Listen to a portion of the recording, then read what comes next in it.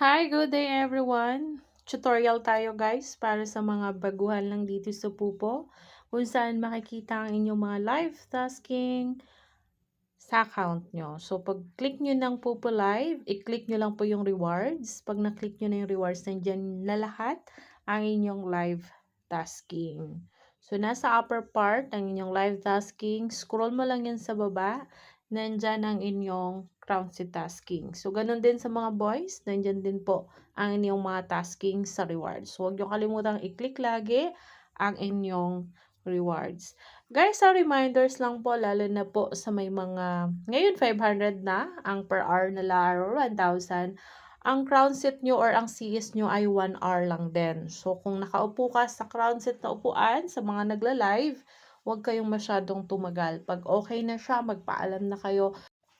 Kung nakaupo ka naman sa 16 panel para sa iyong crown set, pwede ka namang umupo doon. Pag once na okay na yung oras mo, kung hindi naman umabot ng 3,000 ang iyong hourly wage, so 1 hour lang din po ang iyong crown sets, ang iyong CS. So pag tapos na ng 1 hour, pwede ka namang bumaba kung may available pa na upuan sa baba. Or kailangan mong bumaba para yung iba naman po ang makaupo. Naka-open panel lang naman siya. So pag once available na sa baba, doon ka na lang po tatambay. Huwag lang tumambay sa crown set para po ang iba ay CS din. So, kawawa din naman yung iba. So, laging tandaan ha, pag hindi umabot ang hourly wage nyo ng 3,000, ang inyong CS ay 1 hour lang.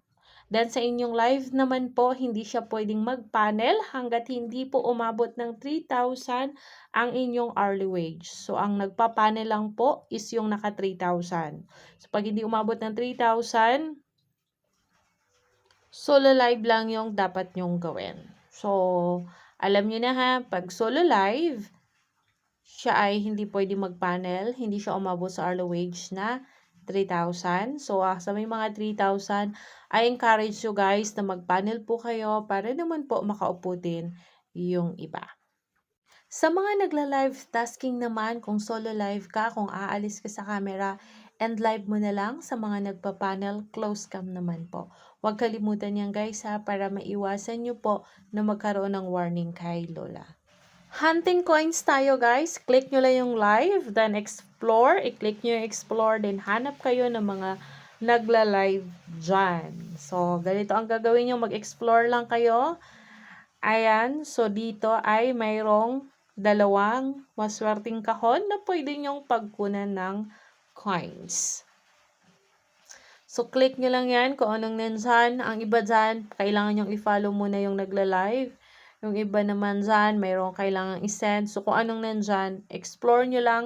Hanap lang kayo para makapag-ipon kayo ng mga coins. Malimit sa mga nagsusolo live na ganyan, ng mga kumakanta, may lagi silang mayroong lucky box. So, sayang naman. So, pwede kayong makapag-ipon dyan kahit hindi na po kayo nagre-recharge. So, patyagaan lang para makapag-ipon. Then, pag naipon nyo naman, pwede nyo naman po yung i-trade. Dito naman, tuturuan ko kayo kung paano nyo naman malaman kung sino ang mga nagla-live sa mga finalo nyo. So, click nyo ulit yung live, then click nyo yung following. So, dyan sa following, lahat ng finalo nyo, makikita nyo kung sinong naka-live. So, pwede nyo isa-isahin yan. Pasukin yung mga live nila kung saan mayroong available. Kaya lagi kong sinasabi, i-follow nyo po lahat ng Team Winter. Para kung puno na yung isang live, mayroon pa kayong ibang options na pupuntahan na ibang live. So, dahil kulang ako ng pag-upo sa CS, so dahil mayroong available dito na crown seat, pwede na tayo ditong mag-message sa baba at mag-request kung pwede tayong paupuin. Pero guys, again, pag alam nyo pong puno na yung panel, iwasan nyo namang mag-message sa baba. Kasi kung hindi naman po kayo VIP, hindi kayo kilala ng may-ari ng live, hindi kayo close, so magkaroon ng respeto sa mga nakaupo. Baka yung mga pinaupo niya is mga VIP niya. So pag alam nyong puno na, wag na mag-comment ng paulit-ulit na paupo, paupo, pa-up. Magkaroon kayo ng respeto sa sarili nyong account. Una nyo pong gawin yan sa account nyo. Kasi the more na wala kayong respeto sa sarili nyong account, hindi kayo makakakuha ng respeto galing din sa iba.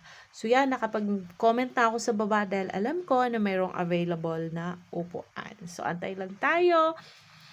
wala tayong magawa pag tulog na yung admin or tulog yung host. Pero kung gising naman sila, so meron tayong konting pag-asa.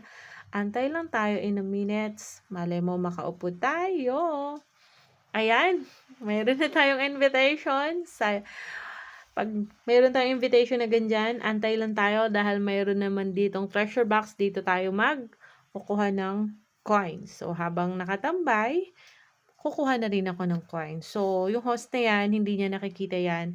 Yung coins na yan, galing yan mismo kay Popo. Kaya, huwag kayong mahihiya. Kunin ang laman yan. O, so, di ba swerte pa. Kasi, gabi pala yan. So, ang swerte ko naman, nakakuha ko ng 40. Usually, pag ganyan, wala na.